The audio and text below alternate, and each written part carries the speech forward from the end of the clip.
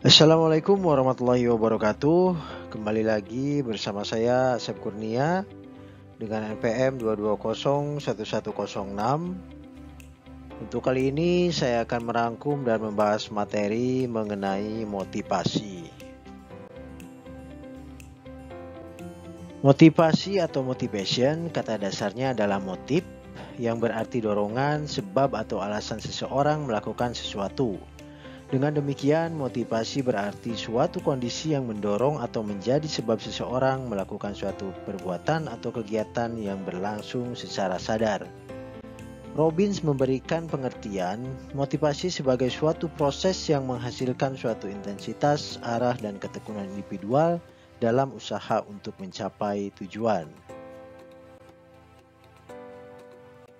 Adapun untuk komponen motivasi, diantaranya yang pertama adalah dorongan, yaitu keinginan internal yang mendorong individu untuk mencapai tujuan atau memenuhi kebutuhan. Dan yang kedua adalah komponen kognisi, yaitu proses berpikir dan keyakinan yang mempengaruhi tingkat motivasi. Dan yang ketiga adalah komponen emosi, yaitu perasaan subjektif yang dapat mempengaruhi motivasi. Dan berikut adalah 4 jenis-jenis motivasi.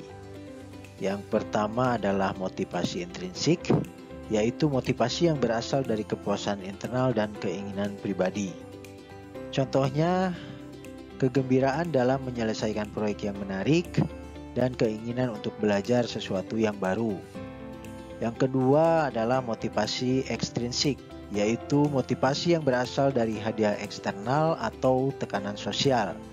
Contohnya bisa berupa uang, pujian, dan promosi. Dan yang ketiga adalah motivasi batiniah, yaitu motivasi yang muncul dari nilai-nilai, keyakinan, atau moral seseorang. Contohnya yaitu motivasi untuk melakukan pekerjaan sukarela demi membantu orang lain. Dan yang keempat adalah motivasi pencapaian, yaitu motivasi yang mendorong individu untuk mencapai tujuan atau prestasi tertentu. Contohnya yaitu motivasi untuk memenangkan kompetisi atau meraih penghargaan. Nah, ini ada beberapa teori terkait motivasi. Yang pertama adalah teori kebutuhan dari Maslow. Jadi setiap manusia memiliki kebutuhan dalam hidupnya, bahwa kebutuhan tersebut terdiri dari kebutuhan fisik, kebutuhan psikologi, dan kebutuhan spiritual. Yang kedua ada teori 2 faktor dari Friedrich Herzberg. Teori ini mengemukakan bahwa ada 2 faktor yang dapat memberikan kepuasan dalam bekerja. Kedua faktor tersebut adalah yang pertama faktor sesuatu yang dapat memotivasi, dan yang kedua adalah kebutuhan kesehatan lingkungan kerja. Yang ketiga ada teori prestasi atau achievement dari McClelland. Teori ini mengklasifikasi berdasarkan akibat suatu kegiatan berupa prestasi yang dicapai termasuk juga dalam bekerja. Artinya bahwa manusia pada hakikatnya mempunyai kemampuan untuk berprestasi di atas kemampuan orang lain. Yang keempat ada teori penguatan atau reinforcement. Teori ini mempergunakan prinsip yang disebut hukum ganjaran atau law of effect. Hukumnya itu mengatakan bahwa suatu tingkah laku yang mendapat ganjaran yang menyenangkan akan mengalami penguatan dan cenderung untuk diulangi. Yang kelima ada teori harapan atau expectancy. Teori ini berpegang pada prinsip yang mengatakan terhadap hubungan yang erat antara pengertian seseorang mengenai suatu tingkah laku dengan hasil yang diinginkan itu diperoleh sebagai harapan. Dan yang terakhir ada teori tujuan sebagai motivasi. Setiap pekerja yang memahami dan menerima tujuan organisasi atau perusahaan atau unit kerjanya dan merasa sesuai dengan dirinya akan merasa ikut bertanggung jawab dalam mewujudkannya. Dan berikut merupakan faktor-faktor yang mempengaruhi motivasi. Yang pertama yaitu faktor intrinsik dan faktor ekstrinsik. Faktor motivasi intrinsik misalnya yaitu minat, kepuasan batin, dan rasa pencapaian. Sedangkan untuk untuk faktor motivasi ekstrinsik, misalnya hadiah, penghargaan eksternal, dan tekanan sosial. Untuk yang kedua, yaitu faktor kebutuhan dasar. Faktor kebutuhan dasar yaitu kebutuhan fisik dan psikologis seperti makanan, air, tidur, dan keamanan merupakan faktor yang merupakan dari faktor kebutuhan dasar. Yang ketiga yaitu faktor penghargaan dan pengakuan. Pujian, penghargaan, finansial, promosi, atau pengakuan publik lainnya dapat meningkatkan motivasi dan rasa pencapaian. Yang keempat yaitu tujuan yang jelas. Jadi menetapkan tujuan yang spesifik, terukur, dan terjangkau dapat meningkatkan motivasi.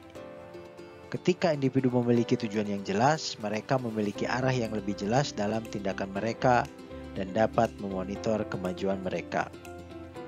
Selanjutnya yaitu tantangan dan keterampilan. Tantangan yang memadai dan tugas yang sesuai dengan tingkat keterampilan individu dapat meningkatkan motivasi dan keterlibatan. Dan yang terakhir yaitu faktor lingkungan kerja. Lingkungan kerja yang positif mendukung dan mempromosikan keterlibatan dapat meningkatkan motivasi individu. Faktor-faktor seperti hubungan kerja yang baik, kepemimpinan yang memotivasi, dan kesempatan pengembangan karir dapat berkontribusi pada motivasi. Oke, di sini ada beberapa strategi untuk mempertahankan dan meningkatkan motivasi.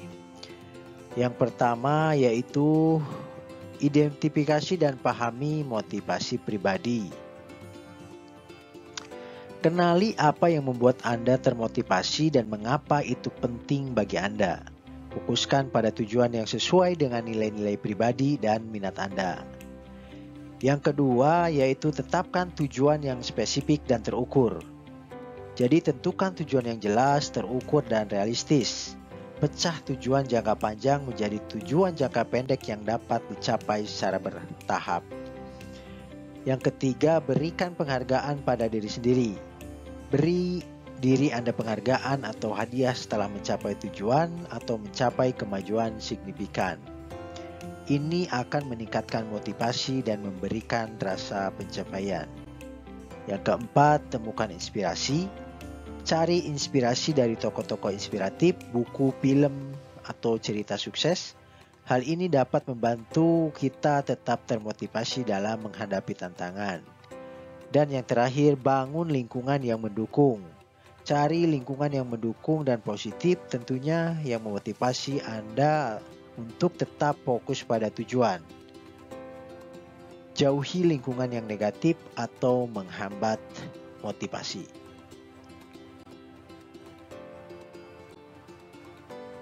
Oke, dari paparan yang sudah disampaikan tadi, dan berikut merupakan kesimpulan dari materi motivasi. Motivasi merupakan kekuatan penting yang mendorong individu untuk bertindak, mencapai tujuan, dan mempertahankan tingkat kinerja yang tinggi. Dengan memahami konsep motivasi, jenis-jenis motivasi, teori motivasi, serta menerapkan strategi untuk mempertahankan dan meningkatkan motivasi, individu dapat mencapai keberhasilan dan kesejahteraan pribadi maupun profesional. Sebelum saya tutup materinya, ini ada pertanyaan mengenai motivasi. Apakah motivasi berpengaruh terhadap kesuksesan dan kegagalan seseorang? Mohon dijelaskan alasannya. Baiklah, demikian materi yang bisa saya sampaikan. Kurang lebihnya saya mohon maaf. Wabillahi taufiq wal hidayah. Wassalamualaikum warahmatullahi wabarakatuh.